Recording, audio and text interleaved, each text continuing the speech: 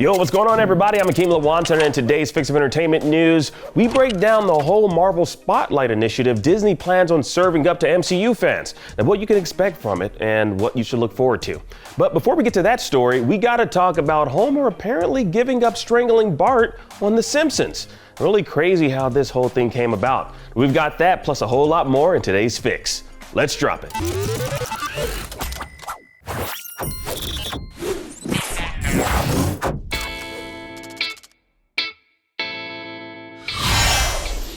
Now, looks like Homer's apparently losing one of his iconic catchphrases usually uttered upon strangling Bart. Now, I'm of course talking about the sentence he never seems to finish.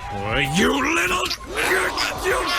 Now, being so fueled with rage, he'd simply wrap his hands around Bart's neck. But after 34 years, the creators of The Simpsons have decided to retire the sight gag, with Homer addressing it himself in episode 3 of season 35. Whoa, that's quite a grip. See, Marge? Strangling the boy has paid off. Just kidding, I don't do that anymore. Times have changed. Now, times really have changed, as the last time we saw Homer's hands firmly wrapped around Bart's neck was back in season 31. In fact, Homer was taught a lesson back when Kareem Abdul-Jabbar guest starred in an episode back in 2011, where he planted his massive NBA hands around Homer's neck to show him the damage he's been doing to the boy. Why, you little... I don't want to hurt him, Doc. You have a good heart, Kareem, which is why you're the only Laker I could trust with this task. Now, it should come as no surprise that The Simpsons have decided to move away from such violence, as society has indeed evolved in a way where such depictions are often looked at negatively in today's current climate. Now, that's not all that's changed. The Simpsons got its start as an edgy cartoon for adults on Fox Network, but now it's under Disney's considerably more family-friendly roof. Now, sure, it can be argued that it's just a cartoon and shouldn't be taken so seriously, but when you're facing public backlash from newer fans who are providing criticism, well, you might want to take a look at what once was a trope or throwaway gag and see if it currently serves you.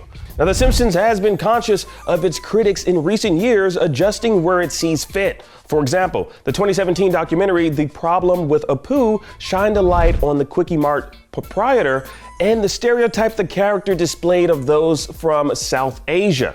Now, Hank Azaria, while still a voice actor for numerous other Simpsons characters, decided to step down as the voice of Apu.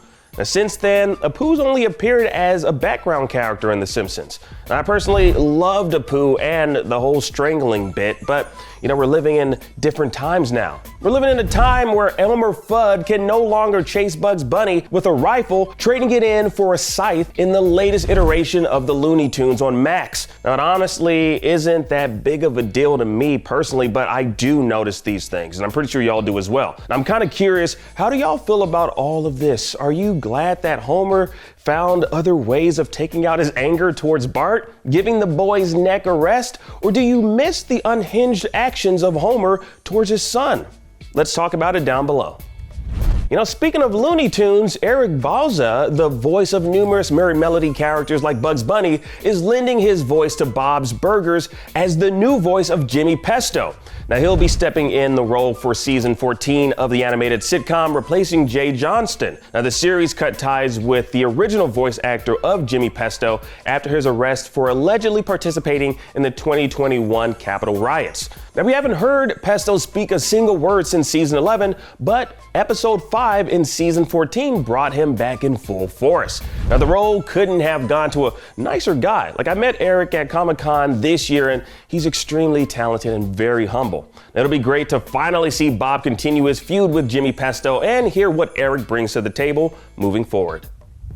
And finally, in live action news, Marvel's launching something new called Marvel Spotlight. Now, this will be a new banner for projects Marvel fans can enjoy without extensive knowledge of the MCU's back catalog, containing stories that exist outside of the MCU's lengthy continuity. Now, the Disney Plus series Echo will be its first foray into the Marvel Spotlight, starring the Kingpin's daughter in Marvel's first TVMA-rated show. Now that of course means plenty of blood and violence. Now, speaking on the new banner, the head of Marvel's streaming said, quote, "Marvel Spotlight gives us a platform to bring more grounded character-driven stories to the screen, and in the case of Echo, focusing on street-level stakes over larger MCU continuity. Just like comics fans didn't need to read Avengers or Fantastic Four to enjoy a Ghost Rider Spotlight comic, our audience doesn't need to have seen other Marvel series to understand what's happening in Maya's story."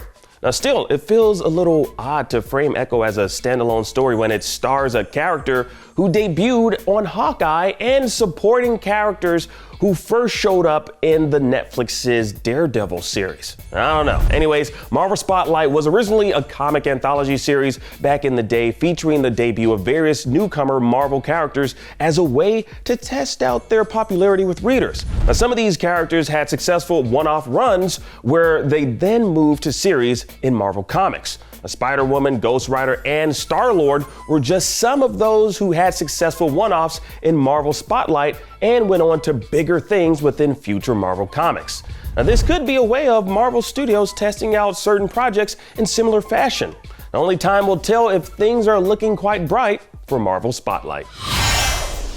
All right, and that was your fix of entertainment news for today. I'm Akeem Lawanson. Thank you for watching. Now that you're caught up on today's news, please check out our previous episode. Download the IGN app on all your devices, and for everything else, stick with IGN.